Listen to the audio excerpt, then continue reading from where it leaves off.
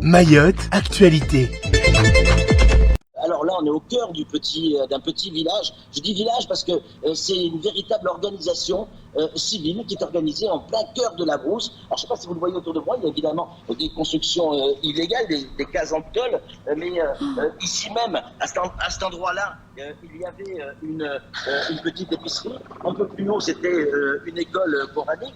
Là, ce sont des habitations avec des voies de circulation. C'est véritablement une ville au cœur de la brousse. Alors regardez, je vous amène avec nous. Évidemment, ça s'est un peu éteint tout à l'heure, mais regardez, ici il y a eu un incendie qui a été déclenché par, semble-t-il, les habitants pour ralentir en fait la progression des gendarmes. Bon, ça n'a pas eu grand effet, hein, je vous le dis tout de suite, mais on est toujours dans le cadre de la volonté des militaires d'évacuer toutes les personnes qui pourraient être encore dans les cases. Et il y en a encore qui sont dans les cases malgré les nombreux repérages qui ont eu lieu durant plusieurs semaines maintenant. Le dernier repérage a eu lieu il y a 2 jours. Il y avait encore du monde et il y avait des gens qui disaient on ne se laissera pas faire.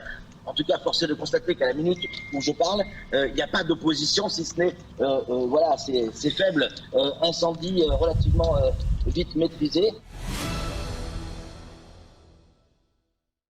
L'ADI démarre sa campagne annuelle pour inciter la population à se lancer dans l'entrepreneuriat. Cette année, l'association a décidé de miser sur la mobilité. Cette fois-ci, petite nouveauté, on est avec l'antenne mobile. On va sillonner un petit peu la zone de Mamoudzou pour aller au plus près de nos entrepreneurs et les inciter, les accompagner à la création de leur entreprise. Ce matin, l'association a pu renseigner de nombreux porteurs de projets qui cherchent du soutien afin de se lancer dans les meilleures conditions. Mon projet actuellement, j'ai mon cabus, j'ai ma licence. Donc si j'ai mon cabus, je peux faire donc, un commerce ou bien la licence, je peux faire le taxi. Mon entreprise, en fait, c'est juste dans la restauration. En fait. Je voulais juste sortir un peu du contexte qu'il y avait sur Mayotte, avoir un truc, ramener un peu de la métropole à Mayotte, avec des restaurants du style food truck, en fait, tout simplement. Et proposer un peu les plats rapides, ça s'appelle, à peu près à Mayotte, quoi, comme les tacos, les kebabs, des trucs comme ça, en fait. Si beaucoup d'hommes n'hésitent pas à franchir le pas, cette nouvelle campagne s'adresse aussi aux femmes. En effet, l'ADI souhaite lever les obstacles à l'entrepreneuriat au féminin. On a par exemple le frein du manque de confiance, de l'équilibre entre la vie pro et la vie personnelle. On a aussi ce syndrome de l'imposteur qui est bien connu et qui fait que les personnes hésitent en disant je n'en suis pas capable, les personnes autour de moi ne me font pas forcément confiance ou n'ont pas confiance dans le fait que je puisse y arriver. Et donc c'est autant de freins qu'on tente au travers de campagnes comme celle de cette semaine de lever pour donner le courage à chacune de créer, de se lancer, donner envie à d'autres de faire comme elles pour celles qui sont déjà en place et puis surtout renseigner et déconstruire les stéréotypes autour de l'entrepreneuriat à Mayotte. La campagne qui a débuté ce matin va se poursuivre jusqu'au 3 juin. Dès demain, le bus prendra ainsi ses quartiers sur la place de la Poste à Dembéni.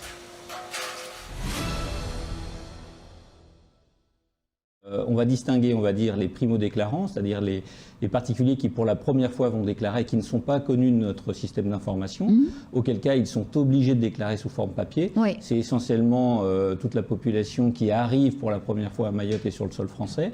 Et puis on va avoir les déclarants connus, que ce soit des gens qui ont déjà déclaré ou des enfants de déclarants qui pour la première fois vont déclarer, qui eux peuvent déclarer sous forme dématérialisée. Dès lors qu'ils ont leurs identifiants, effectivement, ils peuvent aller sur notre plateforme et déclarer, soit à travers des aides parentales ou des amis, soit effectivement à travers les EFS, soit en prenant un rendez-vous. Établissement France Service, tout à fait. Alors il y en a 10 sur le territoire. Nous, on est présent dans 4 établissements France Service, répartis un petit peu uniformément sur toute l'île. Dans quel point précisément? Alors nous, on est une journée par semaine seulement dans chaque établissement. On est à Sada, on est à Kanikeli, on est à Msamboro, et puis on est à Petite Terre. Je suis un président déjà très content d'avoir été invité à Mayotte, ça c'est une première chose, on ne va pas se le cacher.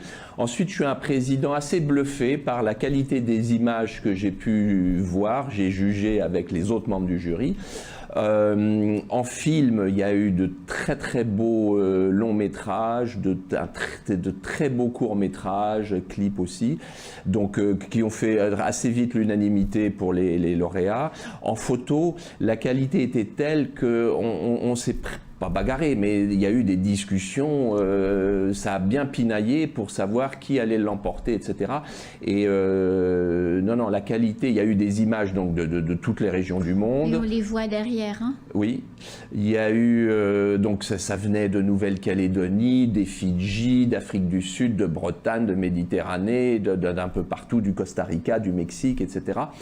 Et avec des différentes nationalités, il y avait des représentants italiens, espagnols, français et plus certainement d'autres. Et non, la qualité était là, c'était vraiment un beau festival.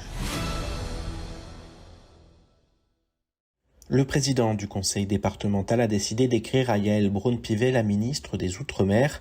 Dans le cadre de la commission des lois de l'Assemblée nationale, elle était venue à Mayotte en 2018. Elle avait alors déclaré que la France a une responsabilité particulière et que Paris s'est trop souvent contenté d'administrer Mayotte sans vision d'ensemble. Ousseini Benissa souhaite aujourd'hui établir un premier contact pour évoquer les nombreux dossiers qui concernent l'île. Le chef de l'exécutif a joint à son envoi 2 documents stratégiques susceptibles de contribuer à sa prise de connaissance du territoire aujourd'hui.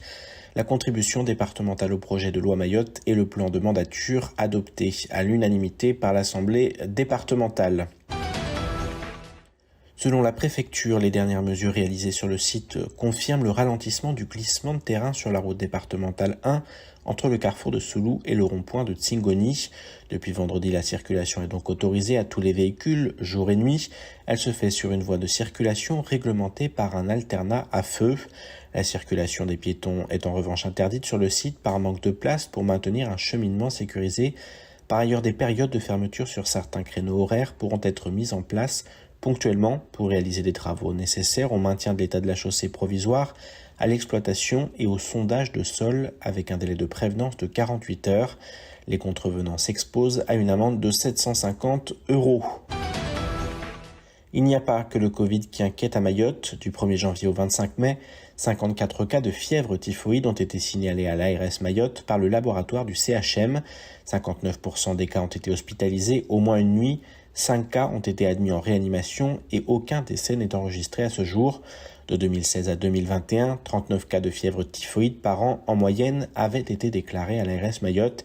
Cette augmentation est également constatée avec la diphtérie.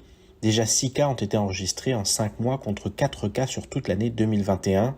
Un nourrisson est notamment décédé des suites d'une diphtérie cutanée, une pathologie qui a disparu en France métropolitaine. Il existe un risque d'épidémie lié à la forte contagion de cette maladie, couplée à une couverture vaccinale insuffisante chez les enfants, mais aussi chez les adultes. La 2e édition du Trail du Caméléon a eu lieu ce dimanche. Au programme 2 épreuves, un trail de 12 km et une marche de 6 km. Et si certains étaient là pour le plaisir, d'autres visaient les premières places. Aujourd'hui, je vais essayer chacun même. Par rapport pour les entraînements, je vais essayer pour chercher première position. En fait, j'étais regardé entre les 3e et 2e. 150 marcheurs et 150 trailers ont pris le départ à la MJC de Kawini.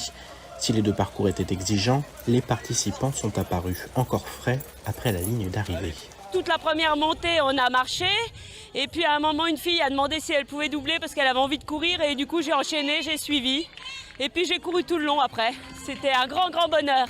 No, nisijisante fete maana en même temps sport hiyo wamefanya wavana wao wao sijisante tamba tsilemewa nguvu au tsiranganyia au tsi siya toujours na miono mbaya fete karda tanando. Au début, j'ai été doublée par une fille, on s'est doublé plusieurs fois et puis finalement j'ai vu que j'avais peur de la doubler trop tôt et finalement c'est ce que j'ai fait. J'ai réussi à tenir et mon ressenti c'était très dur sur la fin parce que quand il restait 4 km je croyais que c'était la fin et donc j'avais plus d'eau et je manquais un peu de jus comme on dit, voilà. Le club d'athlétisme de Mamoudzou est à l'origine de cet événement qui attire de plus en plus de participants d'année en année. Les gens sont souriants et sont heureux d'avoir participé.